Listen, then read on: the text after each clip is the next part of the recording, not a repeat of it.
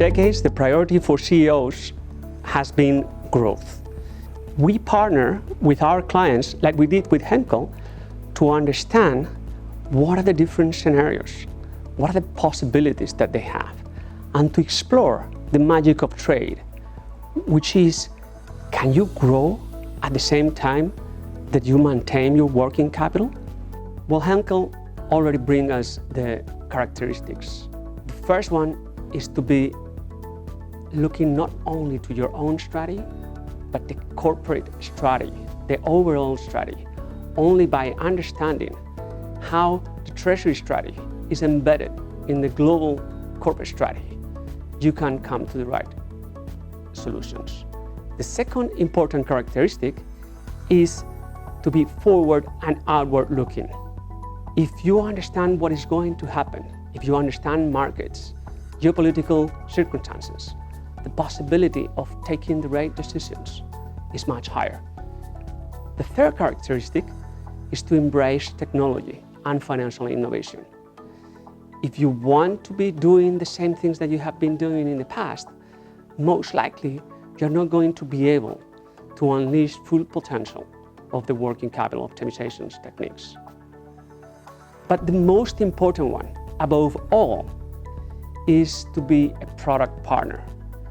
When the Treasury partners with the rest of the organization is when really things happen. Because in trade, you're not going to be only talking in one specific silo. There's going to be involvement from different parts of the organization. That could be procurement, it could be sales, it could be customer financing, it could be credit. But at least two of them are going to be involved in each of these solutions.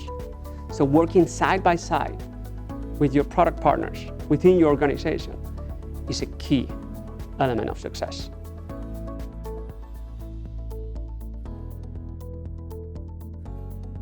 Well, Henkel has a long-term strategy until 2020 to generate profitable and sustainable growth.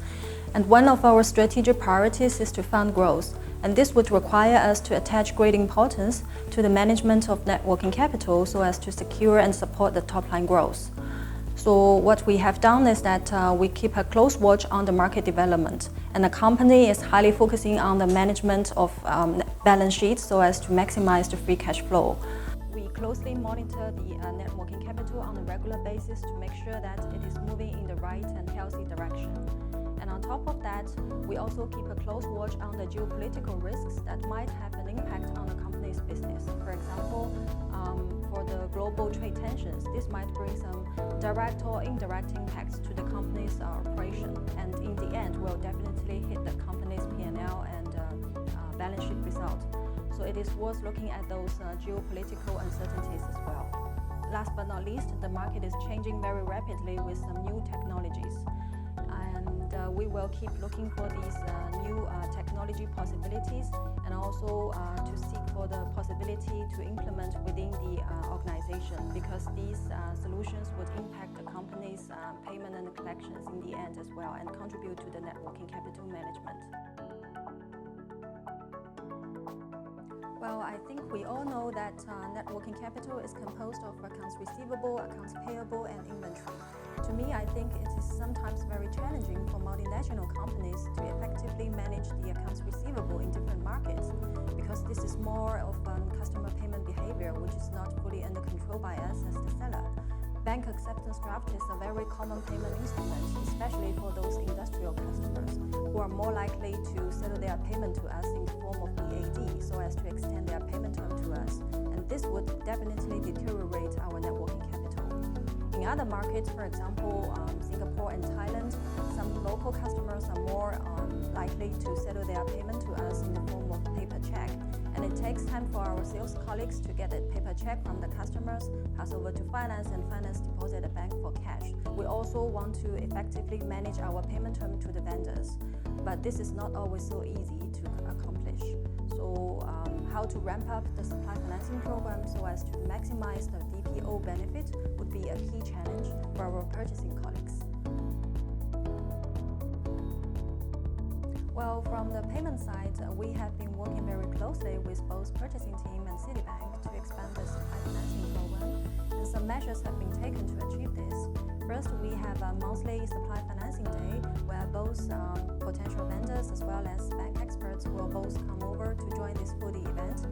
And the main purpose of the event is to have banks explain the concepts and the process of the supply financing program and also clear questions and have mutual communication with the vendors.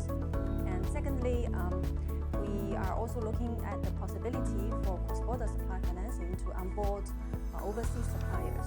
We have successfully conducted the first cross-border supply financing in Australia and New Zealand for a local big supplier in early 2018, and we will look for new opportunities for other countries as well. So that is for the payment part. From the collection side, for the BAD case I just mentioned, we have published a BAD policy in China to govern the end-to-end BAD management process. We have set up limitations and approval process for BAD collections. This is to restrict the number of BADs collected and also to secure a high quality of BADs collected. And on top of that, we have implemented a number of digital processes in APAC countries to streamline the process. For example, we have successfully launched the QR code collection payment method in Singapore to replace the paper check collection for BP Salon customers. This is a kind of instant payment solution to make sure that we can get cash much earlier than before. From the implementation of different solutions and programs, we are able to improve our cash conversion cycle as well as the payment term. And as a result of such, our net working capital has been improved from the co-effort of business team, purchasing team, as well as finance team. Our operational efficiency has been improved from the implementation of various digital processes and solutions. For example, for the QR code collection method I just mentioned, it not only improved customer experience and reduced the cash conversion cycle, but at the same time we are able to realize an invoice level automatic accounts receivable matching and clearing so as to enhance cash visibility in the system. I think Treasury is playing a more and more important role in managing an effective net working capital management, and we are acting as the business partner to drive top business priorities. And what I think it is good for Treasury is that we have banks at the back to support, where we can fully utilize and leverage on your solutions to drive our business requests. So Citibank is one of the banks, I think, that is taking the market-leading position in those disruptive innovations like machine learning, like the artificial intelligence. So we very much enjoy such partnership with the bank to get data advisory and also data analytical services to steer our net working capital management.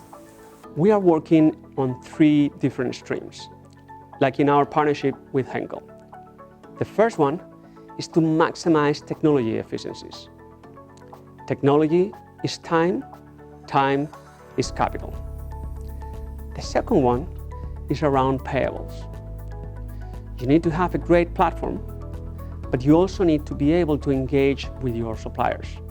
You need to have the breadth and depth on the ground to be able to deliver that value.